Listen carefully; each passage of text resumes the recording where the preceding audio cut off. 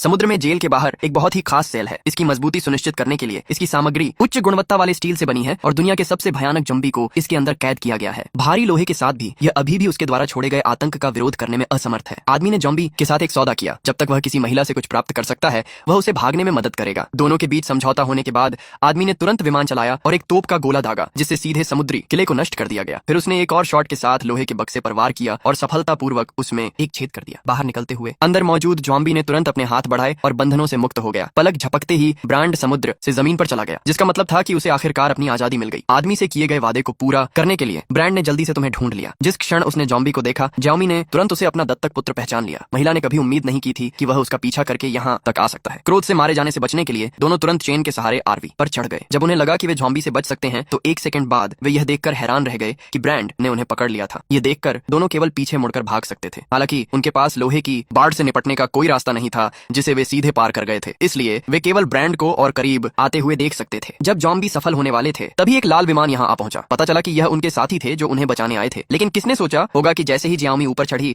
उसके साथी भागने के लिए तैयार थे। ये देखकर महिला को आदमी को गिरने से बचाने के लिए तुरंत रस्सी नीचे फेंकनी पड़ी। ये देखकर कि हर कोई भागने वाला था, ब्रांड ने रस्सी पर कदम रखा और विमान को रोक दिया। विमान ने कहा कि वह यहाँ कुछ लोगों को खत्म कर देगा, चाहे कुछ भी हो। जॉम्बी को विमान को नीचे की ओर खींचते हुए देखकर महिला ने एक खंजर फेंका और उसे जल्दी से रस्सी काटने के लिए कहा। श्याओमी ने यह सुनकर खंजर उस आदमी को थमा दिया। आखिरी क्षण में जब ब्रांड सफल होने वाला था, शाओशुआई ने आखिरकार रस्सी को सफलतापूर्वक काट दिया। हालांकि कुछ लोगों ने सफलतापूर्वक नियंत्रण से छुटकारा पा लिया, लेकिन ब्रांड ने अगले ही सेकंड में अपने सामने की स्थिति का विश्लेषण करना शुरू कर दिया। वह जानता था कि अगर उसे फिर से विमान को पकड़ना है तो उसे अपने बगल में मौजूद अंतरिक्ष यान को ले जाने का ही रास्ता खोजना होगा। जो लोग इस बात से अनजान थे वे विमान को वापस बेस की ओर ले जा रहे थे, ये सोचकर कि जब तक वे यहाँ आसानी से पहुंच जाते हैं वे ब्रांड के पीछा से सफलतापूर्वक बच निकलेंगे। जैसे ही हर कोई आज की हरकतों की समीक्षा कर रहा था, अचानक एक सेकंड में हवा का एक झोंका आया जिसने तंबू में लालटेन को बुझा दिया। श्याओमी को जल्दी से एहसास हो गया कि यह ब्रांड ही था जो उनका पीछा कर रहा था। और वह क्या था? जैसे ही तंबू का गुदा टूटा, ब्रांड का असली चेहरा सबके सामने आ गया। यह देखकर होंगन ने जल्दी से अपनी बंदूक निकाली और उस पर गोलियां चलानी शुरू कर दी। हालांकि ऐसी मारक क्षमता बिल्कुल भी असर नहीं कर सकती थी। यह देखकर कि ब्रांड ने सब कुछ नजरअंदाज कर दिया और अधिक से अधिक दबाव डाला, उसके लोग केवल दुनिया के लिए, सभी के लिए लड़ने के लिए अकेले आगे बढ़ सकते थे। हालांकि